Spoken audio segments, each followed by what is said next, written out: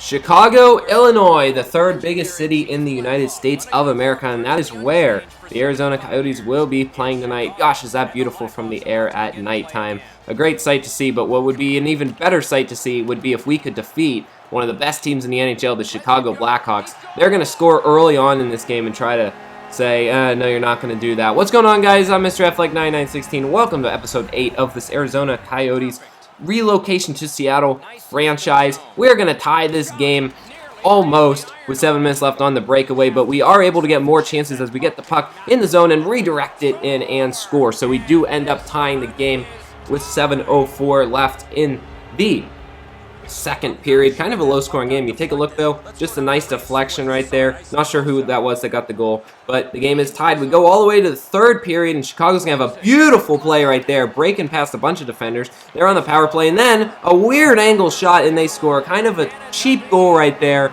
but they take a 2-1 lead. Now 7 minutes left. Chicago on the run yet again. We're going to hit them really hard, gain possession, and then it's kind of just a battle for possession. It went back and forth a whole bunch, and 22 on my team ends up screening the goalie. That's Luke Shen, and they end up scoring. So it's 3-1, 6 minutes left in the third. We're trying to fight back here. We're going to get the puck up to Mueller. He's going to come in on a breakaway, moves in, and scores. So he makes it 3-2, 6 minutes left. We are still alive in this game, trying to pull off the upset here in Chicago. That's Chris Mueller's 4th goal of the season. Take another look at this play. He just beats out, look at that, 4 defenders trying to chase him. None of them can reach up to him. And he gets it past Corey Crawford for the goal. 7 seconds left. We empty our net. Tried to do everything we can. 3 seconds left. Chicago, they're going to get an empty net goal. So we lose this game by a score of 4-2.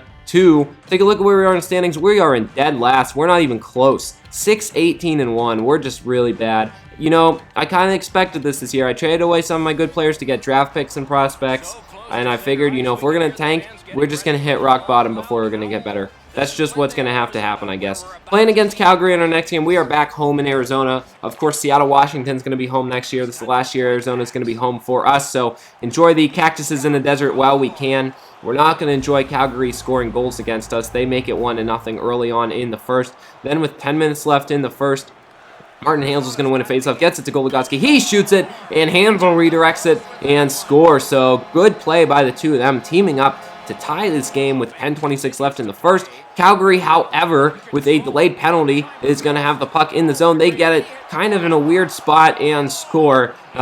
I think that went off maybe my defender's stick or something like that. I'm not sure, but it's 2-1 Calgary. Then they are going to have a turnover. They get it to the slot and score. So another bad job by me getting turnovers, and that's been what's killed this Arizona team. I'll tell you one thing, guys. These guys are so tough to skate with. They are so slow. They have no puck handling at all. It's really hard to skate with this team. Calgary's now made it 4-1. We're going to get another goal, though, on another deflection. So that's kind of how we are scoring. I think that's Ryder with the goal right there. Yeah, Toby Dust Ryder. He has not had a great year. He has not scored a bunch of goals, but he does get one right there. 6:50 left in the second. Now we're going to get to Max Domi. He's going to make a beautiful play on a breakaway, moves in and scores. What a play by one of our younger players who we're trying to develop. He gets the goal, makes it 4-3, just his 3rd goal of the year. He's been a disappointment this year, but that is the type of plays that I hope Max Domi will start to regularly do as he becomes an older player. Then 14 minutes left in the third, we get to Jordan Martinook. He moves in,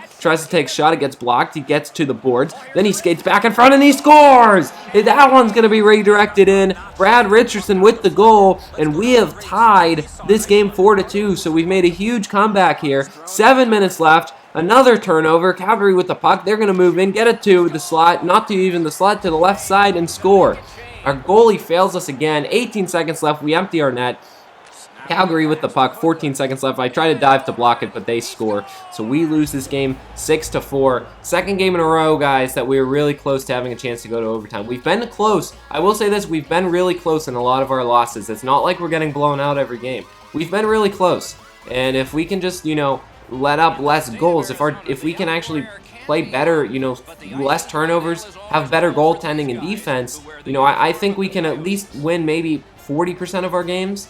I think we could be a team that could be competitive. But playing against Nashville in our next game, we had a team meeting saying that this is a tough team, but we got to play our best anyway. They're just going to have a great move to get by us and score right there. They make it 1-0 really early in this game. Next goal would come in the second period. Nashville having some good passing right here. They're just going to skate all around with the puck, and then they take a shot and score. That's pretty embarrassing that our goaltender let that one in. I don't even know how the heck that happened, but Nashville is going to end up making it 3-0. More bad goaltending for us.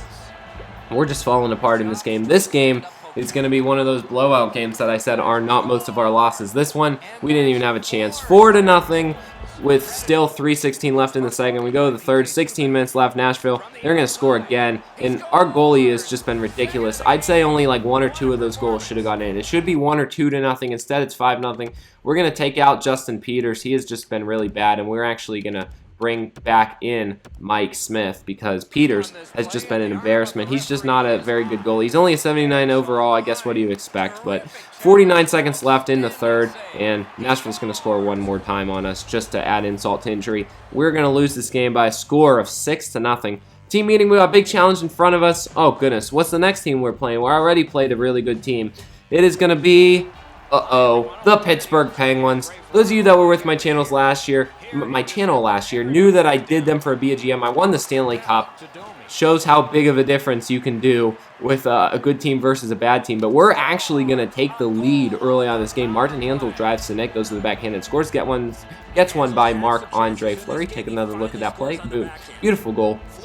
And that's been kind of an easy way to score here in NHL 17. Those backhand shots, but the Penguins are going to tie the game up. They get it to the slot and score. I think that it is Patrick Hornquist. He was huge on my BGM last year. It's now called franchise mode. It was called BGM last year, but 7 minutes left in the first. Ryder's going to grab the puck. He's going to come on a breakaway. He's going to move in. Backhand. He scores, and we have the lead. So could we actually beat the Pittsburgh Penguins? We're actually in contention in this game. This seems how all of our games go. Most of our games were like winning at one point, in contention, and then we end up losing at the end. And the Penguins are going to score yet again, and that is once again Patrick Hornquist, his second goal of the game. It looks like he plays well against me just as he plays well when I control him, doesn't he? He's amazing on NHL. He's pretty good in real life, too. 29 seconds left in the first, just after their first goal. The Penguins are going to get another one. That's a weird goal. That should not have gone in. That's going to be Carl Hagelin with the goal, and the Penguins lead 3-2. So starting out the second, there's the opening faceoff. We're going to win the faceoff. Get it to Jamie McGinn. He's going to move to the slot, and that one's going to be blocked. Antoine Vermette grabs it, gets it to Ryder. Ryder moves across to Naughton, shoots, and scores.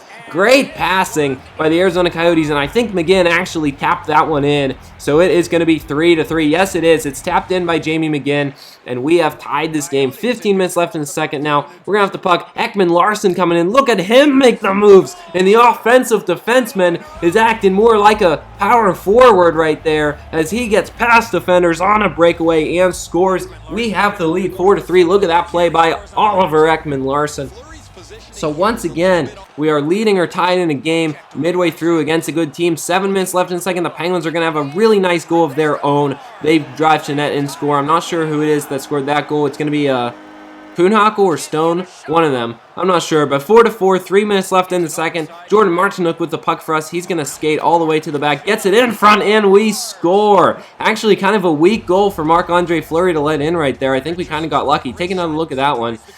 Yeah, I don't know if Fleury should have let that one in. He was not covering the net very well, but hey, I'll take it. 5-4. Penguins on the power play, 13 minutes left. They're going to drive to the net and score, and once again, that shouldn't have gone in. It went off of me. That's going to be Evgeny Malkin with the goal, so we're tied at 5.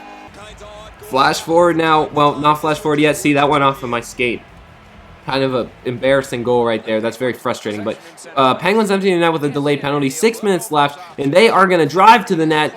Besides from the fact that we hit them, they get the puck over to Phil Kessel and score, and they take the lead with 6 minutes left in the third. 18 seconds left. We empty our net. Patrick Hornquist going to have the puck after the Penguins win the faceoff. 12 seconds left. They're going to be driving. We don't want another empty net goal, so we are just going to dive after the Penguins and trip them. 8 seconds left. We'll put them on the power play, but they don't score an empty net goal at least. So the Penguins on the power play, just 8 seconds left in this game. We have to make a miraculous play. The Penguins get it, force a turnover, and drive to net and score. We let up 7 goals in one game. We lose 7-5. Guys, our offense is great on this team. Our defense and goaltending are horrible. We gotta stop letting up so many goals. This has to stop. It's just ridiculous. Our goaltenders are a joke.